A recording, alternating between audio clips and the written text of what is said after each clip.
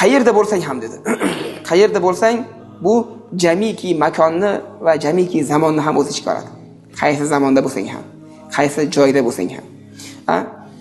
O'sha tijoratchi insonlarga aytiladi, endi ayb bilmaysizlar, u avval o'zimga tegishli va tijoratchi insonlarga Rossiyada, Moskvada bitta o'zib qo'ysiz ham degan. Toshkentda bitta o'zib qo'ysiz ham degan. Tijorat bilan Andijonga bitta o'zib tushib ketgan bo'lsangiz degan. Turkiyaga bitta o'zib safar qilsangiz, ham boy insonlarga qayerda bo'lsangiz ham Allohdan qo'rqing degani.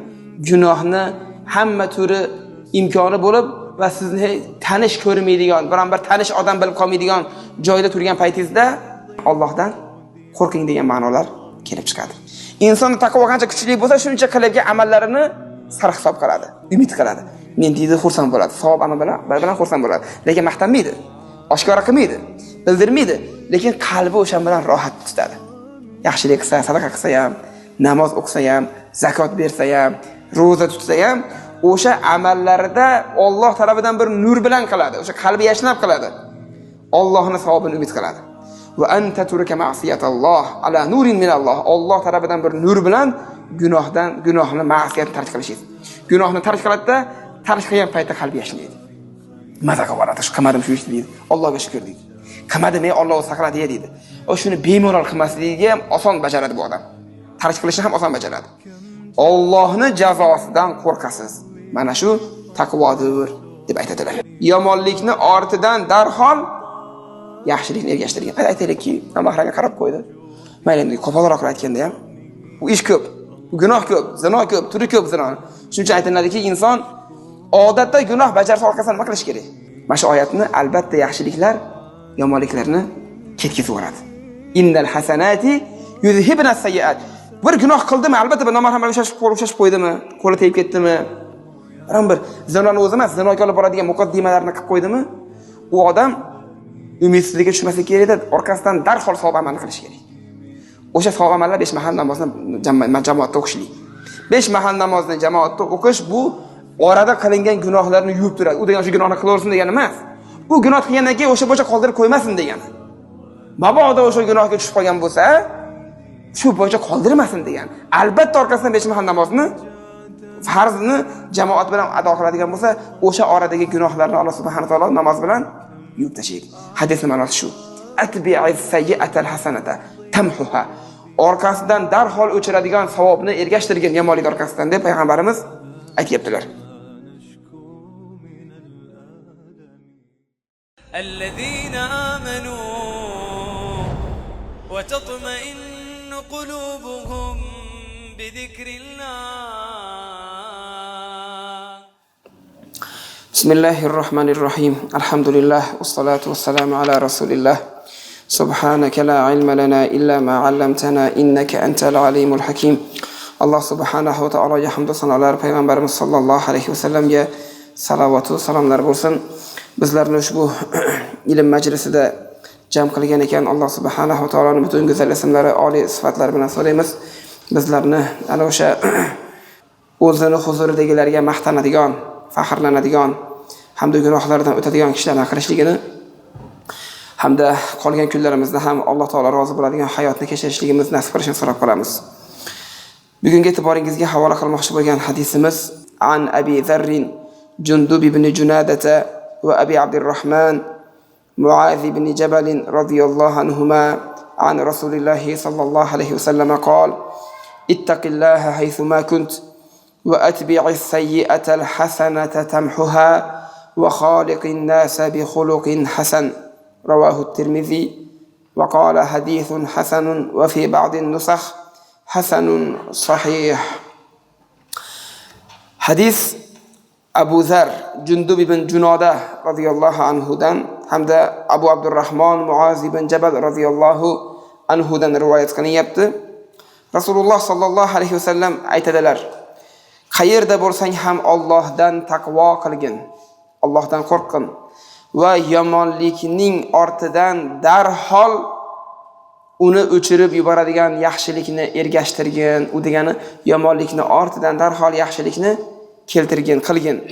U yomonlikni o'sha yaxshilik o'chirib yuboradi va odamlar bilan go'zal xulqda muomala qilgin, go'zal axloqda odamlar bilan muomala qilgin degan hadis.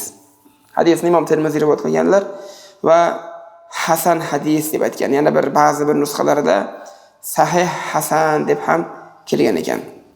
Nima bo'lsa ham hadis musulmonlarni ichida amal qilinadigan hamda e'tiqod qilinadigan hadisdir. Bu hadis haqida ahli ilmlarning so'zlarini inshaalloh keltiramiz. Hadisdan avval raviy bilan tanishtiramiz. Albatta raviylarning ikkovlarini ham emas, birlari. Chunki hadis ko'pincha mana shu zot bilan birga zikr qilinadi. U zot Abu Zar radhiyallohu anhu. Abu Zar radhiyallohu anhu zikr qilinganda o'z-o'zidan hayolimizda tabiati o'tkir, tabiatan tez inson hayolimizda gavdalanadi. U zot tez bo'lgan haqiqatan. Payg'ambarimiz sollallohu alayhi vasallam bir hadislarida Abu Zar radhiyallohu anhuning tabiatida hidda borligi uchun, o'sha o'tkirlik borligi uchun, hidda bu o'zi o'tkirlik, tezlik degan ma'nolarni ifodalaydi. Aytganlarki, ey Abu Zar deganlar, inni uhibbuk, men seni yaxshi ko'raman degan. Ya'ni u zotdagi bir kamchilikni aytishda oldin payg'ambar ham ko'yinni avvalayapti. Bu ham bir sunnat. Seni men yaxshi ko'raman, senda tezlik bor degan. Iloji bo'lsa, ikkita insonning o'rtasida sen boshliq bo'lmagin degan. Imkon qadar boshliq bo'lmay o'tgin degan. Shuning uchun u zot umrlarining oxirigacha boshliq bo'lmaganlar. Lekin fatvo beradigan zot bo'lganlar. Abu Bakr Siddiq roziyallohu anhu davrida fatvo berardilar.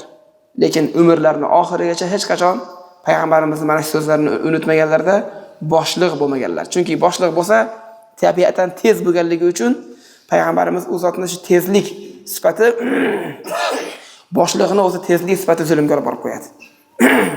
Qanaqangi diktator bor, qanaqangi bir zolim podshoh bor, uni tabiatida tezlik bo'lsa-gina o'sha zulm kelib chiqadi. Shoshib qaror chiqarib yuborishlik mana shu narsalarga olib boradi. Shuning uchun ham bo'lsalar kerak, ey qora xotinning bolasi deb yuboradi sahobalarning biriga. Ba'zi raviylar u kishini, ba'zi shorihlar Bilal roziyallohu anhu deb aytishgan. Shunda payg'ambarimiz sollallohu alayhi vasallam tanbeh berganlar. Ya Abu Zar, innaka mur'un fika jahiliyya. Ey Abu Zar, senda hali ham johiliyat bor ekan degan. Sen shunday kishi ekansan, johiliyat hali ham seni qalbingdan chiqib ketmabdi deganda, u zot darhol yerga yiqilganlarda yuzini turpoqqa yopishtirib turib, bir tarafini Bilal roziyallohu anhu dan iltimos qilgan. Oyog'ingni ko'tar, yuzimga qo'ygin degan, bosgin degan. Mana shu qalbimdagi johiliyat chiqib ketsin, shu kibr chiqib ketsin mendan deb aytgan. Darhol Rasululloh sollallohu alayhi vasallamning nasihatlarini olganlar. Jundub ibn Junoda ibn Sufyon ibn Ubayd ibn Harom min bani G'ifar qabilasidan bo'ladi. Ahadus sabiqin al-awwalin min nujabai ashabi Muhammadin sallallohu alayhi vasallam. Payg'ambarimizning ashablarining ulug'laridan hisoblanadi va islomga kirganlarning birinchilaridan hisoblanadi. Aytishadiki, kana khamisa khamsatin fil islam. Islomga kirgan paytda 5 ta odam bo'lsa, shu 5 taning biri bo'lgan deb aytishadi. Juda ham ozchilik bo'lgan. Qissasini ham bilasizlar, chiqib turiblar o'zining islomini bildirib yuborgan, qavm kelib do'pposlab ketgan shu kishini. Abbos payg'ambarimizning amakisi bu kishi bilan tijoratda bo'lgan bo'ladi, borib himoya qilib qoladi. Hamda G'ifordan sizlarga keladigan bundan keyingi tovarlarni, tijorat yo'llarini esdan chiqarmanglar deb turib qavmni ogohlantiradi. Urmanglar buni, tegmanglar dedi. Bu kishi ertasiga chiqib yana xuddi shu ishni qiladi, yana qavm do'pposlaydi, yana Abbos roziyallohu anhu oldiga borib u kishini himoya qiladi. Rasululloh sollallohu alayhi vasallam davrida bu kishi aytdik, hech qanaqa bir boshliq ham bo'lmadi, uzoqdan keyin ham boshliq bo'lmadi. Annahu raja'a ila biladi qawmihi. Payg'ambarimizning davrida bu kishi yurtiga qaytib turdi. Payg'ambarimiz yurtingizga qayting dedi. O'zi qaysi bir yurtdan bir aqli raso odam kelsa, bir odamlarning ichida odamlarni gap bilan o'ziga qaratib oladigan odam kelsa, payg'ambarimiz u odamni albatta o'zidan elchi qilib qavmiga yuborardi. Boring dedi, ta'lim bering dedi. Madinaga ham kimni yuborganlar? O'zlari kelishlaridan oldin Mus'ab ibn Umayrni jo'natganlar. Mus'ab ibn Umayr talant bor edi. Aratirdi u odam. Gapga usta edi. Shu bilan birga u odamda yoshlarni o'ziga jalb qiladigan sifatlar bor edi. Birinchidan boyda bolasi bo'lgan, ayasi boy bo'lgan, tog'asi boy bo'lgan, doim tog'asi bilan onasi u zotni pul bilan ta'minlab turgan bo'lgan. Madinaga kelganda o'sha sifatlar ishga tushgan u zotda. Yoshlarni o'ziga qaratadi. Nafaqat yoshlarni, Madina ahlida juda ham bir qo'li bilan sanaydigan odamgina qoldi deydi. Deyarli hammasini islomga kiritib yuboradi. Payg'ambarimiz sollallohu alayhi vasallam kelgan paytda deyarli Madina ahli hammasi kutib olishadi. O'shanga shu Musab ibn Umayrni talantlari, da'vatdagi chiroyli uslublari sababli erishiladi. Bu kishini ham Abu Zarni ham payg'ambarimiz G'iforga yuboradi. Boring deydi. Va buyuradi payg'ambarimiz sollallohu alayhi vasallam odamlarni da'vat qilishligini. Payg'ambarimizning buyrug'i bilan payg'ambarimiz Madinaga hijrat qilib kelgunlariga qadar Abu Zar roziyallohu anhu u zotning oldiga kelmaydilar. Qachonki hijrat qilib Madinaga keladi, o'shanda bu zot payg'ambarimiz sollallohu alayhi vasallam oldiga hijrat qilib kelib, u zotni mahkam ushlaydi, u zot bilan birga jihad qiladi va Abu Bakr roziyallohu anhu ning xilofatida va Umar va Usmonning ham xilofati davrida kana yufti fatvo berardilar. Sahobalarning kattalaridan edi. Va kana yudrabu bihi al-masalu fi as-sidq. Rostgo'ylikda, sidqda u zotni zarb masal qilinar edi. Payg'ambarimiz sollallohu alayhi vasallam aytganlar, "Ey Abu Zar" deganlar, "Sen yolg'iz yashaysan" deganlar. Va yolg'iz vafot o'lasan deganlar. Haqiqatan ham Madinaning bir chekkasida hech kim yashamaydigan joyda bu zot vafot etyapsa, ayoli g'am qiladi, qayg'uradi. Dedi, atrofda hech kim yo'q dedi. Do'stlaringiz ham, sahobalar ham atrofda yo'q dedi. Ajoyib bo'lyapti deb ayoli g'amgin bo'lganda Abu Zar roziyallohu anhu meni vafotimdan keyin yuvintirib, kafallab, odamlar, yo'lovchilar o'tadigan yo'lga chiqib qo'ying meni dedi. Haqiqatan olib chiqib qo'ygan paytda karvon kelib qoladi. U karvon kim bo'ladi? Abdulloh ibn Mas'ud roziyallohu anhu o'zini shogirdlari bilan kelayotgan bo'ladi. Birodarimiz Abu Zar deb turib, janozasini o'zlari o'qiydilar va shogirdlari bilan dafn qilishib, janozasini o'qib, marosimini tugatib ketishadi. Payg'ambarimiz bashorat bergan o'sha yolg'iz yashaysiz, yolg'iz o'tasiz degan hadislari amalga oshadi. O'sha yolg'iz yashashligiga ham payg'ambarimizning so'zlariga amal qilganliklari uchun bo'lsa kerak. O'sha tabiatida tez bo'lganligi uchun, biroz jahldor bo'lganligi uchun boshliq bo'lmagan deganlariga amal qilib, shunday shu ishni tutganlar. O'zi boshliq bo'lishdan qaytarilgan hadislar juda ham ko'p. Ulardan biri Buxoriyda kelgan sahih hadis: "Innakum satahrisuna alal imarah." Sizlar amir bo'lishga, boshliq bo'lishga haris bo'lasizlar. Va satakunu nadamatan yawmal qiyamah. U boshliq bo'lish qiyomat kunida hasrat, nadomat bo'ladi deb aytgan. Nechta odamga javobgar bo'ladi. Shuning uchun ham payg'ambarimiz sizlar boshliq bo'lishga haris bo'lasizlar. Nomini qo'yishadi, pullar taqatib bo'lsa ham ovoz yig'ishadi, boshqa qiladi. Boshliq bo'lishga haris bo'ladi, balki boshliq bo'lsa oson pul topishi mumkin. Boshliq bo'lsa oson yashashi mumkin. Lekin yomon tarafi bor. U yomon tarafi nima? Qiyomat kunida hasrat, nadomat bo'ladi. Har bir tiyinigacha hisob kitob qilinmagungacha jannatga kirmaydi. Agarda nechtasini haqqini yegan bo'lsa, o'sha har birining haqqiga javob beradi. Tabiiyki har birining haqqiga javob bera olmaydi. Bu umr yetmaydi. Savob qilgan ishlagan savoblarimiz o'sha har yeyilgan haqlarni, poymol bo'lgan huquqlarni o'rnini to'ldirishga yetmaydi. Oxiri nima bo'ladi oxiri? Do'zaxga uloqtiriladi. Alloh saqlasin. Shuning uchun ham boshliq bo'lishdan payg'ambarimiz sollallohu alayhi vasallam qaytarganlar. Lekin boshliq bo'lishdan qaytarish mutlaq suratda emas. Gohi haqli bo'lgan odamlar boshliq bo'lishdan qochsa, bu odam javobgar bo'ladi. Gohida inson haqli bo'lsa, o'zini ko'ndalang qilib taklif qilishligi bu ham yaxshi. Buni misol kimda ko'riladi? Yusuf alayhisalom. Qala ja'alni ala khazainil ard dedi. Podshohga qarab turib, meni dedi moliya vaziri qiling dedi. Xazinalarni ustiga meni boshliq qiling dedi. Inni hafizun amin dedi. Ham saqlashni yaxshi bilaman dedi, ham omonatdorman dedi. Mana shu sifatlar o'zida topilgan odam agarda ish yomon insonlarning qo'lida qolib ketayotgan bo'lsa, u odam tizginni olishlikka haris bo'lib intilishligi bu jihatdan yaxshi bo'ladi. Manzilatul hadis. Hadisning manzilasi, o'rni. Qala ibn Hajar al-Haytami rahimahulloh, ibn Hajar Haytami rahmatullohi alayhi aytadilar: "Hada al-hadisu jami'un li sa'iri ahkami shariati." Bu hadis shariat ahkomlarini qolgan qismlarini o'z ichida jamlovchidir. "Iz hiya la takhruju 'anil amri wan nahyi." Bu hadis qaytariq va buyruqdan chiqmaydi. Fa huwa kullul islam. Bu hadis islomning barchasidir. U degani islomning negizidir. Li'annahu mutadamminun lima tadammanahu hadisu Jibril min al-iman wal-islam wal-ihsan.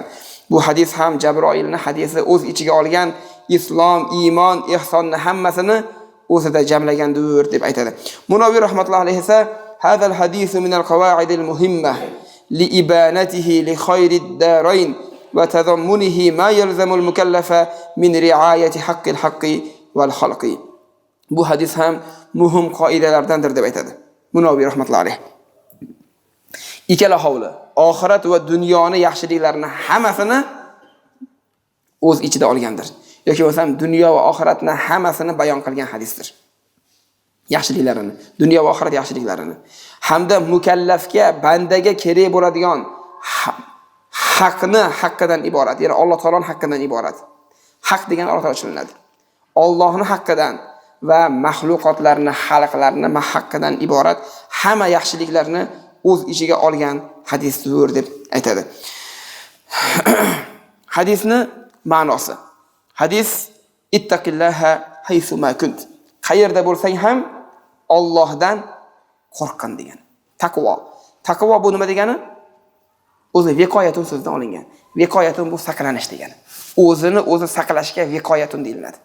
Alloh taolo Qur'oni Karimda hammamizga xitob qilgan: "Ya ayyuhallazina amanu qu anfusakum va ahlikum nara." Qu o'shanda olingan. Ey iymon keltirganlar, o'zingizni va ahli oilangizni, farzandlaringizni do'zaxdan saqlangiz degan. Viqoyatun taqvo o'shandan yasalgan.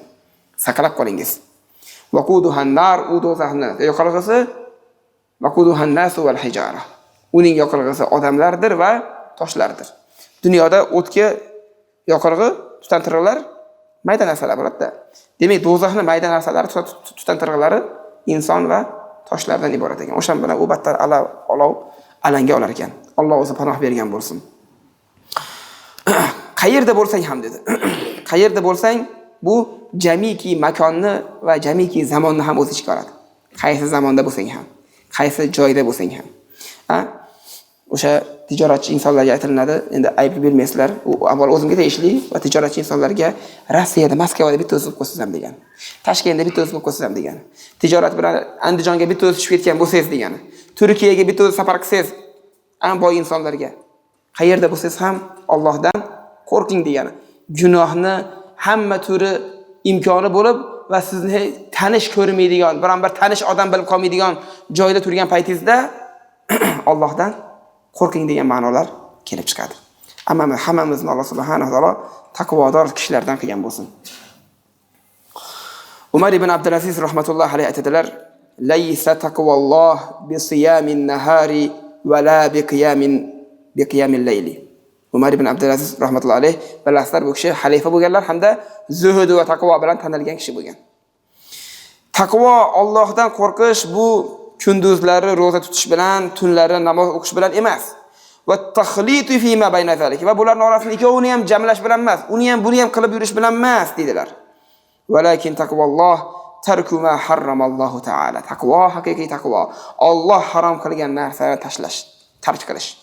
Va ada'u maftaradalloh. Alloh farz qilgan narsani bajo keltirish.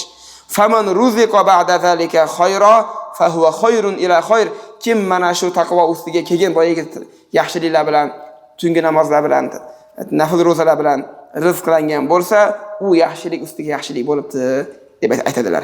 Demak, haqiqiy taqvo Alloh harom qilgan narsadan chetlanish, Alloh farz qilgan narsani bajo keltirish. Ibn Mu'attiz rahmatullohi bu baytlarini juda ko'p aytganmiz. Nima deganlar? Taqvoga ta'rif berib, xolli zunuba saghiraha va kabiraha zakat tuqo. Gunohni katta-yu kichigini teng tark qiling. Shu taqvodir degan. Xuddi tikanzorda yurgan kishi kabi bo'ling. Fasna kamashin fawqa ardi shawki yahdaru ma yara. Xuddi tikanzorda yurgan odamdek bo'ling. U odam oyoq tagiga qarab yuradi. Katta tikondan ham, mayda tikondan ham bir xil ehtiyot bo'ladi. Ko'ryapganki narsasidan ehtiyot bo'ladi. La tahqiranna saghiratan innal jibala minal hasa. Kichkina gunohlarni haqir sanamang.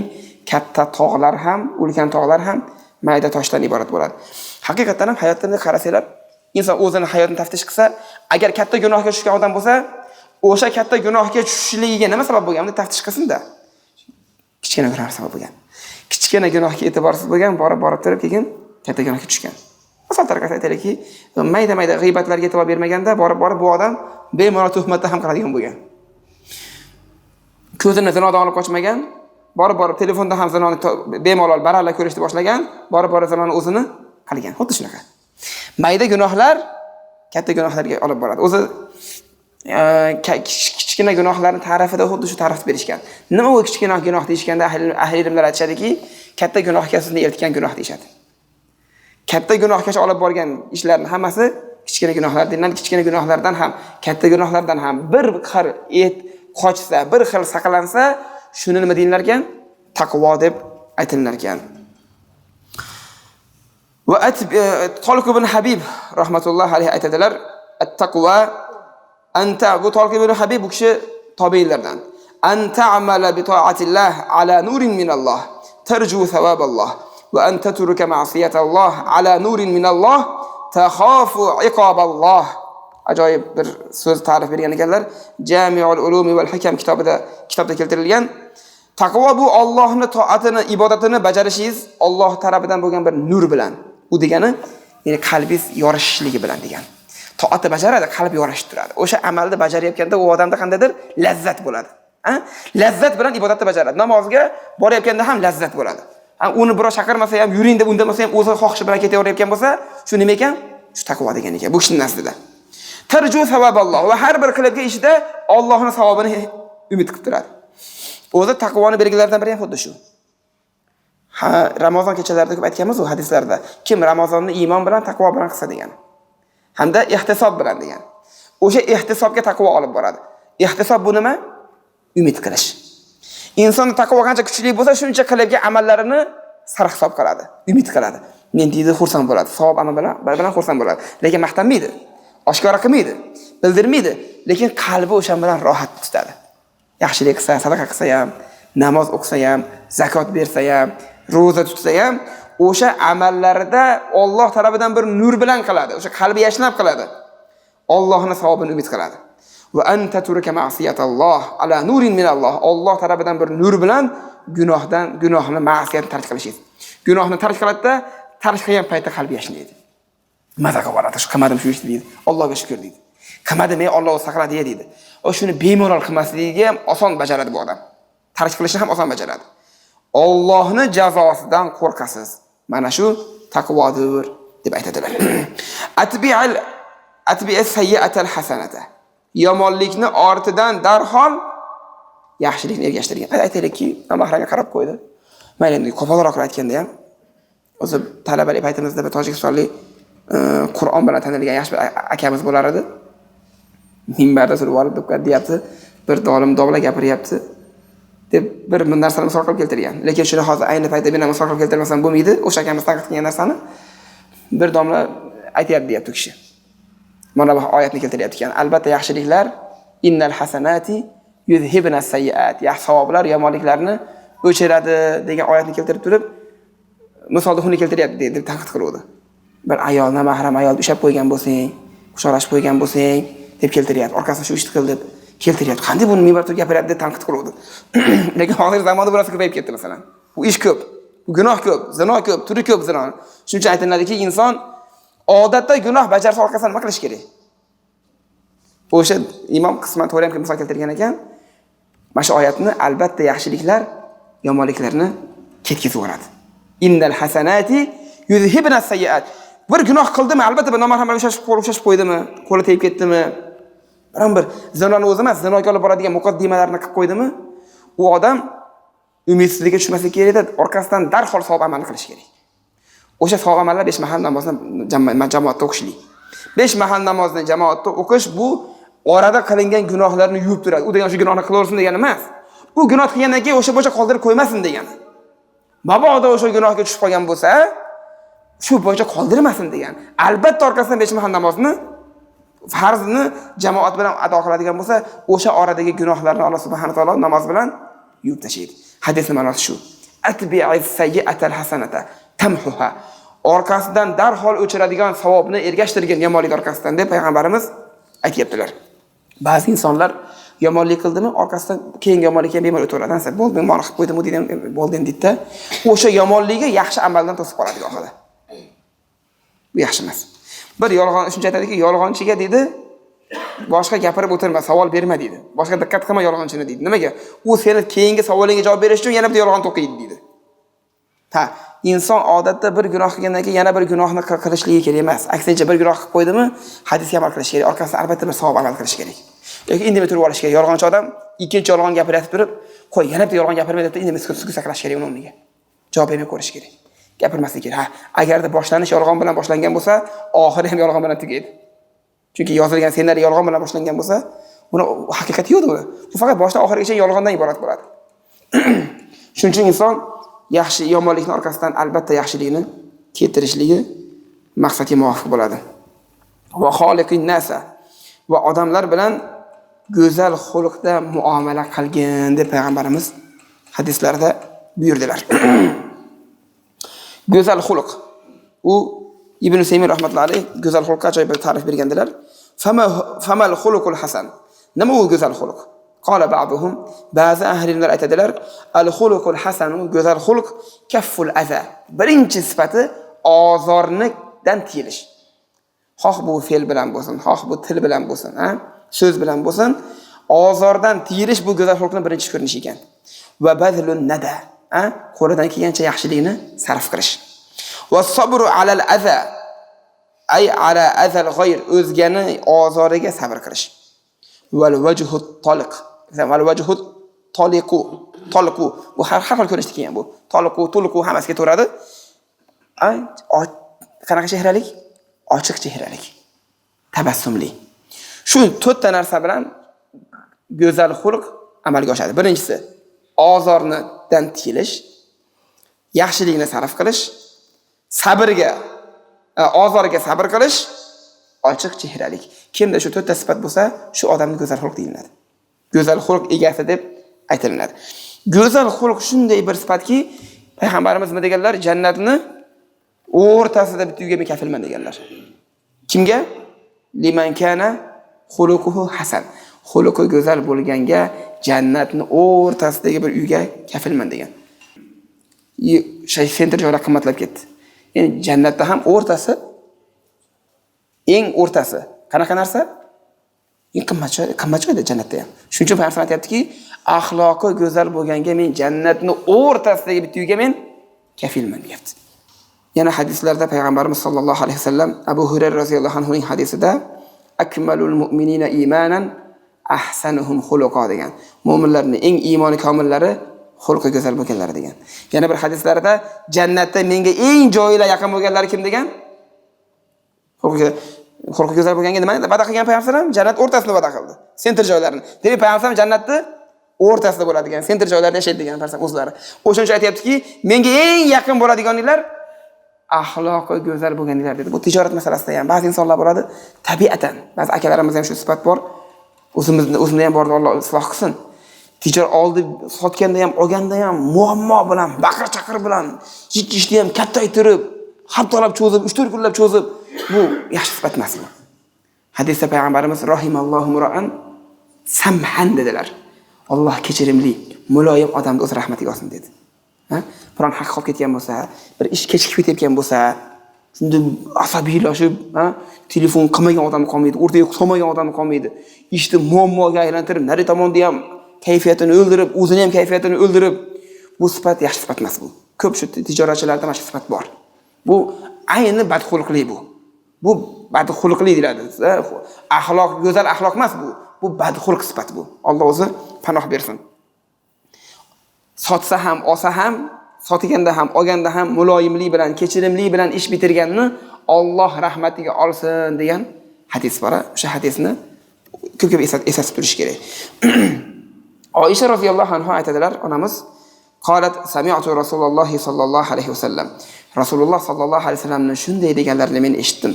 Innal mu'mina, albatta mu'min, la yudriku bi husni xuluqihi darajata soimi al-qoimi. Mu'min odam go'zal xulqi bilan, kechasi bilan tahajjud namozi o'qib chiqqan, kunduzi bilan nafl roza tutib yurgan odamni savobiga erishadi dedilar. Axloqi go'zal bo'lsa bo'ldi ekan. Bir inson qo'polroq tabiati bilan kechasi bilan namoz o'qib, kunduzlari bilan tasbih o'girib, zikr qilib yurishi mumkin. ro'zani kuydiga ulab tutishi mumkin. Nafl ro'zani qoldirmasligi mumkin. Hamma uni ro'zadorligini biladi. Hamma uni tungi kechasi namoz qoldirmasligini biladi. Lekin xulqi yomon. Yo'q, axloqi go'zal odam u ko'kida ishlarni qilmasa ham o'sha hisobga erishib turaveradi. Zo'rda axloqi go'zal bo'lishlik buni nimasi yaxshi. Tarozda ham eng og'ir o'tiradigan narsa nima? Go'zal xulq dedilar payg'ambarimiz. Tarozdagi eng og'ir keladigan narsa bu go'zal xulqdir dedilar. Yana bir hadislarda Rasululloh sallallohu alayhi vasallam innalloha rafiqun yuhibbur rifqa fil amri kulli. Albatta Alloh muloyim zotdir, mehribon zotdir. Muloyimlikni hamma ishda yaxshi ko'radi. Va yana bir hadislarda innalloha yu'ti bir-rifqi ma la yu'ti bil-unf. Alloh muloyimlik, mehribonlik bilan bergan narsasini qo'pollik bilan bermaganni muloyimlik bilan beradi dedi. Bir inson qo'pollik bilan ish bitira olmasligi mumkin. Bir yillab cho'zilib yurishi mumkin uning ishi. Bir inson muloyimligi bilan Alloh taolo o'sha inson qilolmagan ishni bu odamga berib qo'yishi mumkin. Muloyimligi sababli. Alloh qo'pollik bilan bermaganni muloyimlik bilan beradi. Maqol bormi? Shirin so'zga ilon inidan chiqadi degan maqol bor. Shunaqangi maqollar ham oxirida keltirib qo'ysak bo'laveradi. Oyat hadislardan keyin oxirida shoirlarning gaplarini shu oxirida aytish kerak. Eng oxirida adabiyotshunoslar gaplarini. Gapni bezash uchun o'rtasida gapirmaslik kerak. Bu to'g'ri kelmaydi. Boshida oyat gapiriladi. Allohning kalomi, hadis gapiradi. Oxirida bitta maqol qilib qo'ysa bo'laveradi. Adabiyotshunos gapini keltirib qo'ysa bo'laveradi. Alloh subhanahu va taolo ushbu suhbatimizni barchamizga manfaatli qilgan bo'lsin.